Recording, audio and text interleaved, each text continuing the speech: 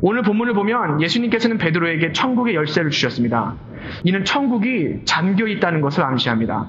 천국의 문이 잠겨 있는 이유는 무엇입니까? 모든 사람들이 하나님을 대적하여 죄를 지었기 때문입니다. 즉 천국의 문들은 이 세상의 모든 사람을 향하여 다 굳게 닫혀 있는 것입니다. 그러나 하나님께서는 그의 독생하신 아들 되신 예수님을 가리켜 주는 그리스도시요 살아계신 하나님의 아들이라는 고백을 할 수 있을 정도로 그분과 친밀한 관계를 맺은 사람들에게 이 천국의 열쇠를 준다는 것이죠. 그래서 그들은 그 천국의 열쇠를 갖고 천국 문을 열고 들어갈 수 있게 된다는 말입니다. 그러나 예수님께서 오늘 본문에 쓰신 천국의 열쇠라는 것은 이것보다 훨씬 더 깊고 크고 넓은 의미를 갖고 있습니다. 이사야 22장과 요한계시록 1장과 3장을 보면 천국의 열쇠를 갖고 있는 사람은 자기뿐만이 아니라 다른 사람까지도 천국의 문을 열고 들여보내줄 수 있는 권한이 있습니다. 잘못 생각하면 또 이단 같아요. 그죠? 아니, 내가 천국 열쇠를 받아갖고 내가 예수님과 개인적인 관계를 만남으로써 천국에 들어가는 건 알겠는데 내가 다른 사람을 위해서도 천국의 문을 열어줄 수 있다? 이거는 좀 이상합니다. 그러나 이 천국의 열쇠가 무엇인지 이 애매모호함을 우리가 일단 풀고 나면은 우리가 이해를 할 수 있을 것입니다. 자, 이 천국의 열쇠가 무엇인가에 대한 답은 유대교 서기관들의 문화에서 찾을 수가 있습니다. 서기관들은 서기관 학교에서 들어가 구약과 탈무드 그리고 외경 및 기타 유대인의 경전을 공부하고 또한 구약 성경을 해석하는 방법을 배웁니다. 이들이 서기관 학교에서 충분한 훈련을 받고 졸업할 때 선생님들은 아주 우수한 학생들 한두 명만 뽑아서 그들에게 열쇠를 주었습니다. 그 열쇠는 하나님의 말씀을 아는 지식을 상징하는 것으로서 우등생에게만 주어지었던 하나의 상장과도 같은 것이었습니다. 즉 예수님께서 베드로에게 주신 그 천국의 열쇠는 그가 하나님의 말씀인 성경을 아주 잘 풀 수 있다는 것을 인정을 받았다는 뜻입니다. 그렇다면 궁금한 게 하나 있습니다. 예수님께서는 왜 무식한 어부였던 제자에게 그러한 열쇠를 위임했던 것일까요? 그는 서기관처럼 좋은 교육도 받지 못했고 그렇다고 지금처럼 신학교를 다닌 사람도 아니었습니다. 그는 그저 무식한 일개의 어부였습니다. 그런데 예수님께서는 왜 이러한 어부에게 천국의 열쇠를 위임하셨던 것일까요? 여기에 지혜가 있습니다. 베드로는 예수님께서 바로 그 그리스도이시며 살아계신 하나님의 아들이심을 깨달았기 때문입니다. 하나님의 말씀이신 성경은 서기관 학교의 교육 따위나 신학교의 교육 따위로 푸는 것이 아닙니다. 예수님을 아는 힘으로서만 풀 수 있는 것입니다. 성경은 우리 예수님께서 성령을 통하여 쓰셨습니다. 처음부터 끝까지 다 예수님께서 쓰셨습니다. 그리고 처음부터 끝까지 다 예수님에 대한 이야기입니다. 때문에 아무리 신학교를 나오고 서기관 학교를 나왔다 할지라도 그들이 예수님 중심으로 성경을 풀지 아니한다면 그들이 푸는 성경은 다 엉터리라는 것입니다. 아무리 그럴듯하게 풀고 아무리 지식적으로 풀고 아무리 멋있게 푼다 할지라도 이는 다 가짜 해석이라는 것입니다. 때문에 유대인들의 문화 속에서 자란 베드로는 예수님께서 내가 너에게 천국의 열쇠를 줄게 라는 말을 들었을 때 바로 알아차렸습니다. 아, 예수님께서 나보고 예수님 중심으로 성경 말씀을 해석해서 풀라는 것이구나. 즉 내가 예수님의 말씀인 복음을 구약 성경에서 찾아서 사람들에게 전하라는 것이구나. 그래서 내 복음을 듣는 그 모든 사람들이 천국에 갈 수 있을 정도로 내가 천국의 문을 그들에게 활짝 열어주라는 것이구나라는 것을 이해를 했던 것입니다. 그는 알았습니다. 이 열쇠를 받아든 베드로는 세상의 죄인들에게 성경을 예수님 중심으로 풀기 시작합니다. 그리고 굳게 닫힌 천국의 문을 그들에게 활짝 열어주기 시작합니다. 사도행전 2장의 기록을 보면 베드로는 예수님 중심으로 시편과 요엘서를 설교하면서 사람들에게 예수님을 전했습니다. 그랬더니 굳게 닫혀있던 천국의 문이 그의 복음을 들은 3,000명에게 활짝 열렸습니다. 사도행전 3장 4장의 기록을 보면 베드로와 요한이 창세기와 신명기와 시편 그리고 이사야서를 예수님 중심으로 풀며 예수님에 대해서 설명했습니다. 그러한 베드로의 설교를 들으면서 예수님을 만난 사람들에게 5,000명이라는 사람들에게 굳게 닫혀있던 천국의 문이 활짝 열렸던 것입니다. 이뿐만이 아닙니다. 사도행전 10장을 보면 베드로는 요바에 있는 이방인들에게 시편과 이사야서, 예레미야서를 예수님 중심으로 풀면서 설교하기 시작합니다. 그랬더니 굳게 잠겨 있었던 천국 문이 요바에 있었던 이방인들에게 활짝 열렸습니다. 이것이 바로 천국 열쇠를 갖고 있는 저와 여러분이 받은 복인 것입니다. 얼마 전 제가 캐리그마와 디다케에 대해서 잠시 설명을 드린 적이 있습니다. 하나님의 말씀인 성경은 두 종류의 말씀으로 구성되어 있습니다. 첫 번째 종류의 말씀은 캐리그마라고 하고요. 두 번째 종류의 말씀은 디다케라고 합니다.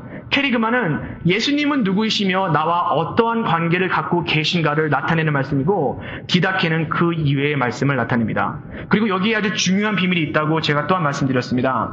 그 누구도 캐리그마를 이해하기 전에는 절대로 디다케를 풀 수 없다는 것입니다. 즉, 예수님은 누구이시며 나와 어떠한 관계를 가지고 계신가를 알기 전에는 성경의 단 한 구절도 제대로 풀 수 없다는 것입니다. 이 사실을 알지 못한다면 성경은 그저 하나의 소설이요, 말도 안 되는 허풍이며 허무맹랑한 이야기입니다. 그러나 예수님을 만난 사람들은 구약이 보입니다. 신약 성경이 보입니다. 그리고 이 세상이 보이기 시작합니다. 그리고 예수님이 성경 속에서 살아서 움직이고 있는 것을 볼 수가 있습니다. 제가 몇 가지 예를 들어보겠습니다. 구약시대의 성막은 누구를 상징합니까? 바로 예수님입니다. 캐리그마를 모르면 이를 절대 풀 수 없습니다. 성막에는 문이 있었습니다. 예수님께서는 나는 문이라 하셨습니다. 성막에는 노수로 된 제단이 있었습니다. 예수님께서는 내가 희생의 제단이라 하셨습니다. 성막에는 물두멍이 있었습니다. 예수님께서는 내가 너희를 씻어 깨끗게 하리라 하셨습니다. 성막에는 촛대가 있었습니다. 예수님께서는 나는 빛이요 말씀하셨습니다. 성막에는 떡이 있었습니다. 예수님께서는 나는 생명의 떡이요 말씀하셨습니다. 성막에는 분향단이 있었습니다. 예수님께서는 내가 너희를 위하여 하는 그 기도가 그 향이라 하셨습니다. 성막에는 휘장이 있었습니다. 예수님께서 그 휘장은 내 몸이라 하셨습니다. 성막에는 속죄소가 있었습니다. 예수님께서는 내가 그 속죄소라 말씀하셨습니다. 이뿐만이 아닙니다. 구약에 나와 있는 모든 제사들은 또한 누구를 상징합니까? 다 예수님을 상징합니다. 번제에는 동물의 생명이 필요합니다. 예수님께서 그 제물이 되셨습니다. 소제에는 흠이 없이 고운 가루가 필요합니다. 이는 흠 없이 고운 예수님을 상징합니다. 화목자에 쓰인 동물은 제사를 드린 날 바로 그날 하나도 남김없이 다 먹어야 합니다. 이는 자신의 모든 것을 하나도 남김없이 우리에게 주신 예수님을 상징합니다. 속죄제에는 거룩한 피가 필요합니다. 이는 십자가 위에서 자신의 피를 쏟으신 예수님을 상징합니다. 속건제에는 반드시 보상이 필요합니다. 예수님께서 우리의 보상이 되어주셨습니다. 이뿐만이 아닙니다. 구약에 나와 있는 축제일은 다 무엇을 상징합니까? 예수님입니다. 6월절에 문설주에 발려진 피는 누구의 피를 상징합니까? 예수님의 피입니다. 무교절에 먹었던 누룩을 넣지 않은 떡은 무엇을 상징합니까? 고난받으신 예수님입니다. 칠칠절에 처음으로 추수한 벼와 밀을 하나님께 바치는 것을 무엇을 상징합니까? 잠자는 자의 첫 열매가 되신 예수님을 상징합니다. 오순절에 바치는 가장 좋은 곡식들은 무엇을 상징합니까? 우리에게 가장 좋은 선물인 성령을 주신 예수님을 상징합니다. 수장절에 치는 장막은 누구를 상징합니까? 우리를 하나님의 날개 아래 모으신 예수님을 상징합니다. 대속죄일이 왜 가장 큰 안식일입니까? 바로 우리의 죄를 사하신 예수님께서 우리의 영원한 안식이기 때문입니다. 세상의 서기관들과 율법사들은 이런 것을 몰랐습니다.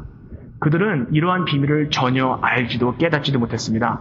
때문에 그들은 천국의 열쇠를 가지고 있었으면서도 불구하고 그 문을 열지도 못했습니다. 그러나 우리 무식한 베드로, 철학적이지도 않고 하는 게 어부였으며 고상한 기품도 없었던 이 베드로는 이 세상에서 가장 위대한 사실을 알았습니다. 주는 그리스도시요 살아계신 하나님의 아들이라는 그 사실을 알므로써 그는 예수님으로부터 이 귀한, 다른 서기관과 바리새인들, 랍비들도 받지 못했던 이 귀한 천국의 열쇠를 그는 예수님으로부터 받았던 것입니다. 그리고 그분을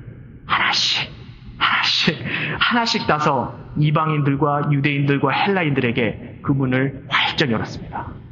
그리고 그 분이 여기 엘파소에게까지 전달이 된 것입니다. 그는 예수님을 만났습니다. 성경이 처음부터 끝까지 증거하시는 예수님을 그는 보았습니다. 그래서 그는 굳게 닫혀있던 천국문을 사람들에게 활짝 열어줄 수 있었던 것입니다. 이것이 바로 예수님을 아는 자들이 받는 5번째 복, 즉 천국의 열쇠를 갖게 되는 복입니다. 여기가 끝이 아니에요. 정말 좋은 게 나와요. 6번째 복입니다. 예수님을 만난 사람들이 받게 되는 6번째 복은 땅에서 매면 어디서 매이죠? 땅에서 풀면 또 어디서 풀리죠? 아마 이 부분은 우리가 갖고 있는 가장 잘못된 성경 해석 중에 하나일 것입니다. 이거를 아무데나 막 적용해요.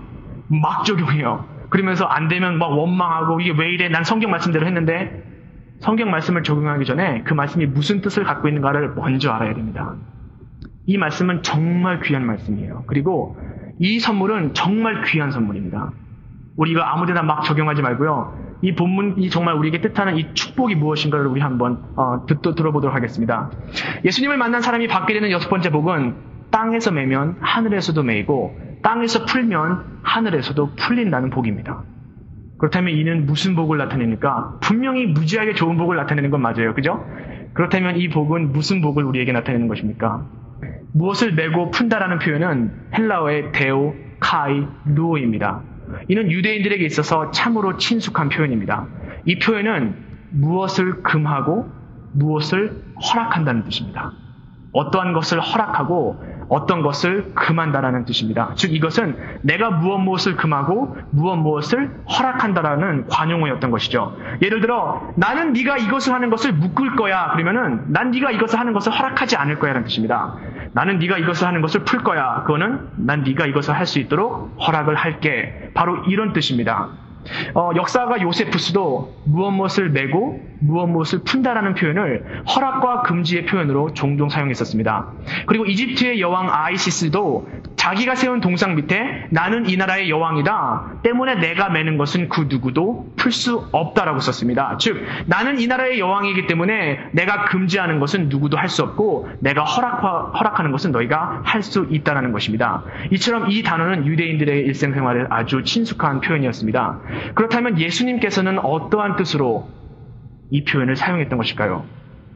예수님께서는 지금 서기관 중에 서기관의 모습으로 제자들에게 이야기하고 있음을 우리는 놓쳐서는 안 됩니다. 바로 이것이 무슨 뜻인지를 정확하게 푸는 길라잡이이기 때문이다.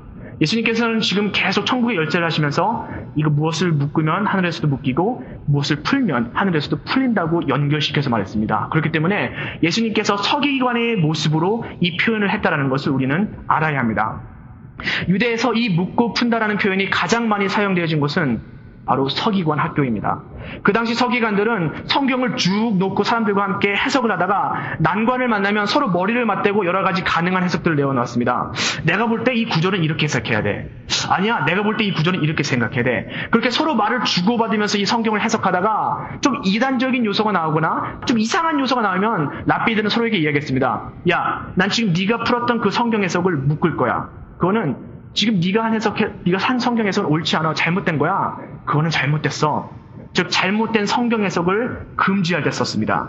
그리고 어떠한 서기관들이 내가 볼 때 이거는 이렇게 풀면 좋아. 모든 서기관들이 동의합니다. 정말 그러네. 그때 나는 이 성경 해석 방법을 풀을 거야. 그러면은 그래 우리 다 네가 했던 성경 해석 방법에 동의한다라는 뜻으로 이 표현을 썼던 것입니다. 즉 예수님께서는 서기관의 모습으로 바로 이러한 권세를 제자들에게 주셨습니다. 우리가 무엇을 풀고 묶을 수 있다는 것은 성경을 잘못 해석하는 이단들로부터 우리는 정확하게 성경을 해석함으로 인하여 이 교회를 보여줄 수 있다는 것입니다. 우리가 지난주 오전에 살펴보았듯이 이 세상에는 가짜가 판치는 세상입니다. 진리 되신 예수님은 단 한 분이신데 서로의 말을 들어보면 서로가 만났다고 하는 가짜 예수들이 이곳저곳에서 막 나오고 있습니다. 그 중에서 가장 위험한 가짜 예수는 성경을 잘못 해석함으로써 만들어진 예수입니다. 그렇죠? 맞잖아요. 그죠? 이곳저곳에서 나오는 위험한 이단들을 보십시오. 그들은 성경을 아주 이상하게 자기 뜻대로 해석함으로써 예수를 이상하게 만듭니다. 그리고 그 예수를 신봉합니다. 그리고 교회와 사람들을 미혹합니다. 바로 그때 우리는 그 사람들에게 이렇게 이야기하게 됩니다. 얘들아, 너의 해석 방법은 지금 틀렸어. 예수님께서 빠진 해석 방법은 금지돼야 돼. 그리고 이거는 그렇게 해석하는 게 아니야. 때문에 나는 지금 네가 하고 있는 그 성경 해석 방법을 묶을 거야. 이런 식으로 얘기할 수 있다는 것입니다. 베드로서에 보면은 베드로가 쓴 글이에요. 천국의 열쇠를 받은 베드로가 이렇게 이야기했습니다. 베드로서에 보면 모든 성경 말씀은 사사로이 풀 것이 아니라고 했습니다. 그 이유는 성경은 사람의 뜻으로 낸 것이 아니요 오직 성령의 감동하심을 받은 사람들이 하나님께 받아 말한 것이기 때문입니다. 즉 모든 성경의 말씀은 성령의 감동을 받아 쓰여진 것으로서 사사로이 아무렇게나 막 풀면 안 된다는 것입니다. 그렇다면 성령님의 감동을 받은 사람들이 성경에 무엇에 대해서 썼습니까? 성령님의 감동을 받은 사람들이 성경에 무엇에 대해서 썼습니다? 예수님이잖아요. 그죠? 예수님이잖아요. 성령의 감동을 받은 사람들이 성경에 예수님에 대해서 쓴 거잖아요. 그래서 예수님이 빠진 성경 해석 방법은 절대로 잘못된 것이며 우리는 그러한 성경 해석 방법을 가지고 우리를 침범하는 이단들을 묶어야 되는 힘과 권세가 있다는 것입니다. 우리 성령님께서는 예수님에 대해서 쓰셨습니다. 때문에 예수님 중심으로만 성경을 해석해야 된다는 것입니다. 바로 그때 우리는 이 거룩한 하나님의 교회를 이단의 공격으로부터 보호할 수 있는 것입니다. 이것이 바로 예수님을 믿는 사람이 받는 6번째 복. 이 땅에서도 묶으면 하늘에서도 묶이고 이 땅에서 풀면 하늘에서도 풀린다는 복입니다.